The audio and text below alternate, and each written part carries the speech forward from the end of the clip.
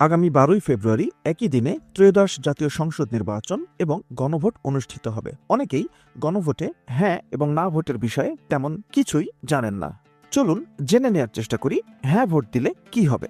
2026 সালের 12ই ফেব্রুয়ারি নির্বাচন এবং একই দিনে অনুষ্ঠেয় সাংবিধানিক গণভোটে হ্যাঁ ভোট দিলে বাংলাদেশে ব্যাপক পদ্ধতিগত এবং কাঠামোগত পরিবর্তনের পথ প্রশস্ত হবে। বর্তমান অন্তর্বর্তীকালীন সরকার এবং প্রধান রাজনৈতিক দলগুলো এই পরিবর্তনের পক্ষে প্রচারণা চালাচ্ছে। হ্যাঁ ভোট দিলে মূলত নিচের বড় পরিবর্তনগুলো আসার সম্ভাবনা রয়েছে। জুলাই সনদ ও সংবিধান সংস্কার বাস্তবায়ন। গণভোটে হ্যাঁ জয়ী হওয়ার অর্থ হল জনগণ জুলাই সনদকে অনুমোদন দিচ্ছে। এর ফলে সংবিধানে প্রায় 84টি সংস্কার প্রস্তাব যুক্ত হবে। এর মধ্যে প্রধান হল ক্ষমতার ভারসাম্য। প্রধানমন্ত্রী বা নির্বাহী বিভাগের একক ক্ষমতা কমিয়ে সংসদ ও বিচার বিভাগকে শক্তিশালী করা। মেয়াদ সীমাবদ্ধতা। একই ব্যক্তি 2 মেয়াদের বেশি প্রধানমন্ত্রী থাকতে পারবেন না, এমন বিধান কার্যকর হওয়া। দ্বিকক্ষ বিশিষ্ট সংসদ। উচ্চকক্ষ, সিনেট ও নিম্নকক্ষ জাতীয় সংসদ গঠনের মাধ্যমে আইন প্রণয়নে বিশেষজ্ঞ ও বুদ্ধিজীবীদের অংশগ্রহণ নিশ্চিত করা। স্বৈরতন্ত্রের পথ চিরতরে বন্ধ করা।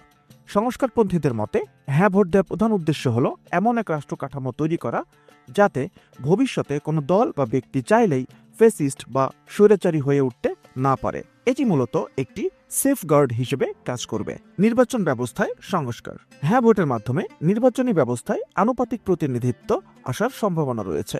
এর মানে হলো কোনো দল সারা দেশে মোট যে শতাংশ ভোট পাবে সংসদে সেই অনুপাতে আসন পাবে। এতে ছোট দলগুলোরও সংসদে প্রতিনিধিত্ব নিশ্চিত হবে। দুর্নীতি ও লুণ্ঠন বন্ধের আইনি কাঠামো। সংস্কার প্রস্তাবগুলোতে স্বাধীন দুর্নীতি দমন কমিশন ও শক্তিশালী নির্বাচন কমিশন গঠনের রূপরেখা রয়েছে।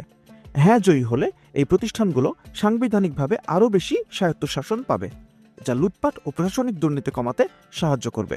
বৈষম্যহীন রেইনবো নেশন গঠন। তরুণ প্রজন্ম ও ছাত্র আন্দোলনের নেতাদের মতে হ্যাঁ ভোট দিলে এমন এক বাংলাদেশের ভিত্তি তৈরি হবে যেখানে ধর্ম, বর্ণ বা রাজনৈতিক মতাদর্শের কারণে কেউ বৈষম্যের শিকার হবে না। একে অনেকে বাংলাদেশ 2.0 এর আনুষ্ঠানিক যাত্রা হিসেবে দেখছেন। সহজ কথায় হ্যাঁ ভোট দেওয়ার মানে হলো আপনি বর্তমান রাষ্ট্র ব্যবস্থাকে পুরোপুরি মেরামত করে নতুন নিয়মে দেশ পরিচালনার পক্ষে মত দিচ্ছেন। আর না ভোট জয়ী হওয়ার অর্থ হলো পুরাতন বা বিদ্যমান ব্যবস্থায় বজায় থাকা।